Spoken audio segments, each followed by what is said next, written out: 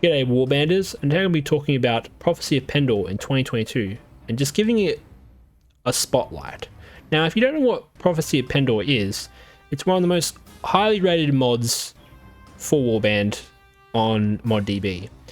And there's a reason for that, and it's basically a DLC for Warband, or it's one of the best overhaul mods out there that you can go get.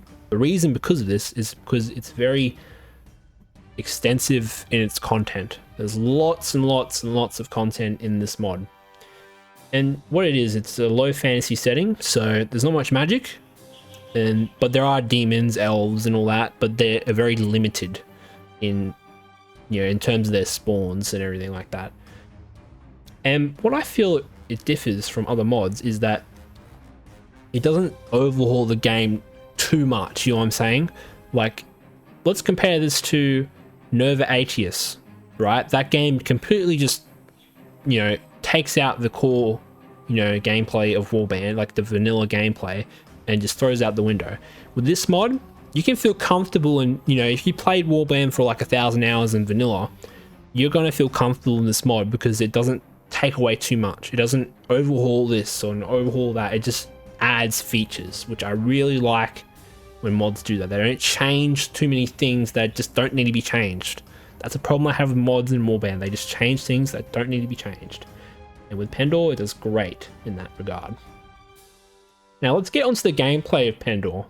Now Pendor is, again, it's centered around the classic sandbox of Warband, where you run around, you build an army, then you go to conquering the world, which I still find is very interesting to this day.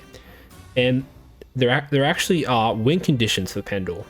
You can actually win the game, but you have to kill all the unique spawns or event armies. I'm pretty sure, it's the spawn by an event system, right? You got to kill all of them to win, and also become the sole faction in the game, or as the Kingdom of Pendor, as the name implies. There's also little quest lines in the game as well you can follow. I'm not really into that. I'm really more into the sandbox nature of the game, but there are quests depending on your starting conditions. But more into the game, there are a lot of variations with the factions. There's 5 distinct factions: Leon, the Bacchus Empire, Kingdom of Ravenstern, Ferdsavan, I can't pronounce that, Deshar Principalities. They're all very distinct. You get the Desert faction, which is Deshar, I'm pretty sure, and the classic, Swadia faction, which is Ceylon in the middle of the map. So it doesn't really take away the actual power balance in Warband. It just seems like, oh, we want to make it like Warband, but we'll just change the names around and give them lore, just different lore, and that's essentially what they've done in Pendor. But they're all distinct still. They're all distinct, and you know who they are, essentially, on their troop trees. And the only problem I have with these factions is that, Sarulan's not powerful. It's weak, and I wish they were more stronger. That's my only problem in the faction side of things. There's also a large variety of minor factions. So you got the Noldor, which are the elves, that are hostile to you at the beginning, but you actually have to win them over with relations to actually win the game. You also got the snake cults. They worship some snakes. I'm pretty sure that's what they do. Heretics that, can raise the dead, I think, sometimes. And then you got these, there's many more I haven't listed. There's many more than what I'm listing here, but what I noticed recently is the Ventures, the adventure companies. I had some adventurers roll up on me and go, "We haven't fought a good fight, but you'll do," and they just instantly attack me.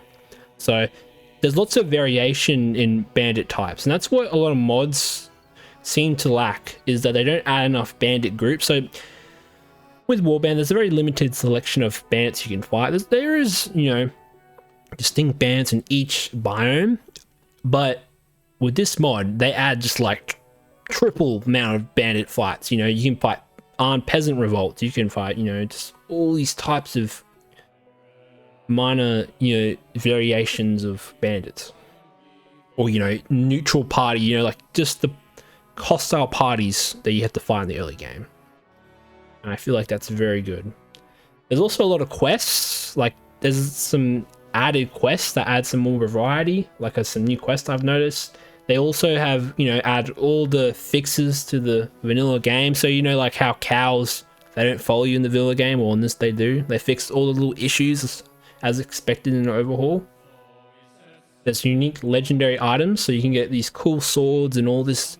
You can get gems, which are like, they upgrade your stats essentially. The reason, like, I'm not that well skilled in this game. Like, I haven't won the game yet, but this is another thing. It's very difficult to get into. So this is another problem. Like, this is the only problem that you may have with Pendor, is that it's very difficult to get started. Like, not difficult to get started, but it's very, the mobs themselves, the parties, the factions, they have very difficult troop trees to overcome.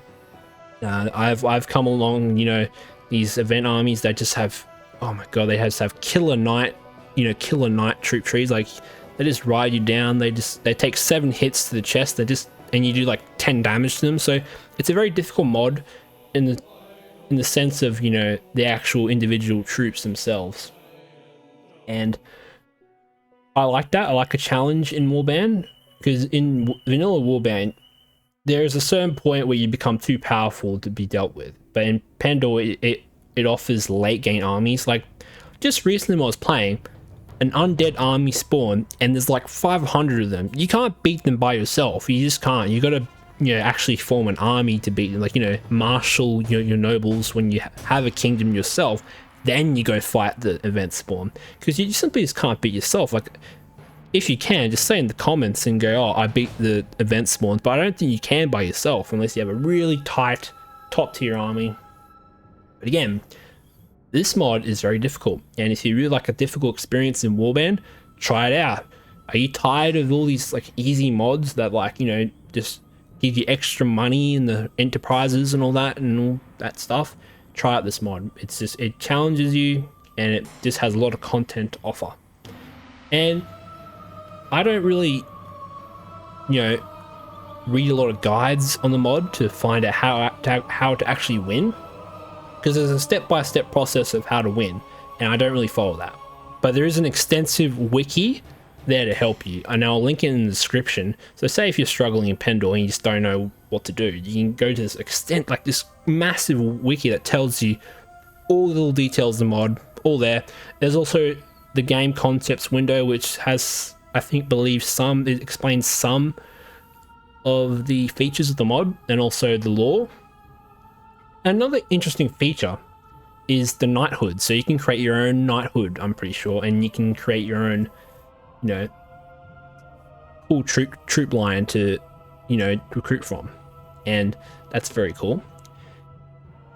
And yeah, guys, that's essentially Pendor in a nutshell, and I hope that gives you a little insight on, you know, if you should buy. I mean, you should install. It's free. You don't have to buy it, but it's basically a DLC for Warband. Okay, if you're looking for a low fantasy mod, not really into the magic, but you really just want something different, that's different to the vanilla experience, try Pendor. And if it kicks your ass, that's okay. But you come back every time. Like, there's certain points in this game where I just rage quit and just like, I leave, come back, and then I start playing again, because, you know, you sometimes get your ass handed to you sometimes. Yeah, that's what I really like about Pendor, is that it keeps you entertained all these years later since it's been released. So it's a pretty old mod. It's, I can't remember when it's released, but, you know, just all these years later, still giving me entertainment, and that's why you try it in 2022. Extensive DLC for Warband in a nutshell. Okay, boys, that's Pendor. See you later.